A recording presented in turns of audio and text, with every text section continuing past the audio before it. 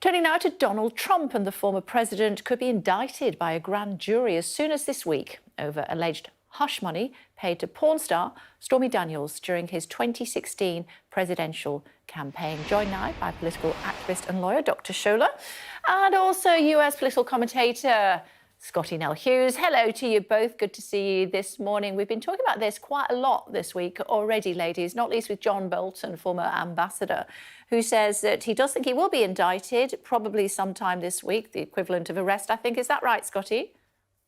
That's what the rumors are. And if you read Trump's post that he did last week, yesterday was supposed to be the day. It didn't happen, mainly probably because he was the only one that was putting a timeline to it. But yes, there is a grand jury that is convened, but they're basing this, the district attorney of Manhattan is actually basing this whole case off of one testimony almost. And this is what you're going with Michael Cohen, whose lawyer himself has come in and just poked all sorts of holes into Michael Cohen's, including giving a personal vendetta Michael Cohen has against Donald Trump, showing this is why he's saying this. I cannot believe this man.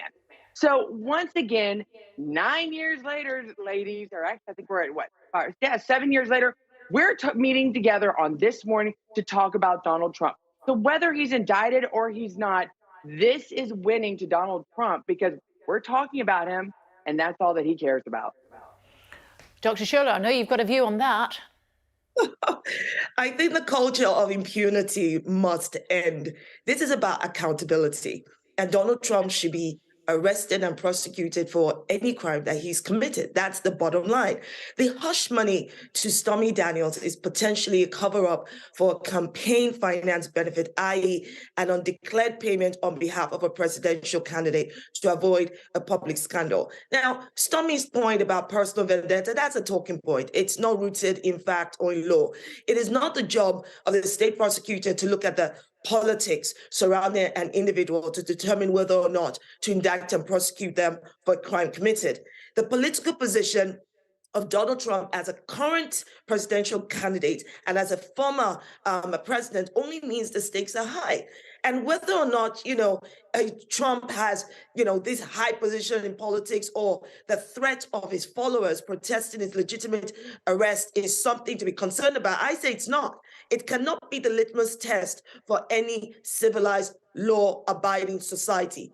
Nobody is above the law is the only standard you must stand by, period. It's not possible. Shola, I agree with you. Nobody's above the law, but that's not the conversation that we're having here. Listen to your own answer. First, you said a state attorney. This is a case that has already been, Trump has been tried in a civil court and won, Stormy Daniels having to pay. This is a case that has already been thrown out by the federal justice system. You had multiple people begged to take on this case. They said, we have nothing to do with this. And you have Michael Cohen himself. The only person that is saying that campaign finances were used were Michael Cohen. Everybody else around is going, not so much.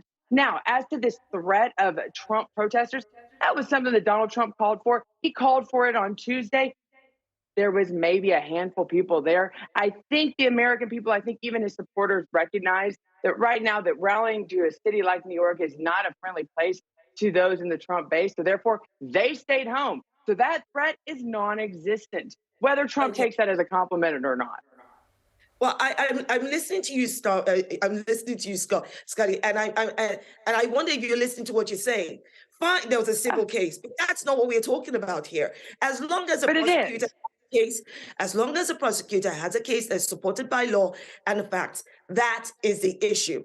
And the bottom line here is, it doesn't matter how long it took. That is not an argument not to prosecute somebody. Other people get prosecuted even though it takes forever and a half for it to happen, or it took 2 months for the prosecutors to put their case together. The bottom line is, as long as it's supported by law and the facts. And your point about Michael Cohen, well, let the court of law determine whether his evidence, his testimony is strong enough to prosecute Donald Trump. That is what the courts are Ladies, I'm going to have to stop you there because we are out of time. Busy program this hour, but I want you to come back and continue that conversation. Stay tuned.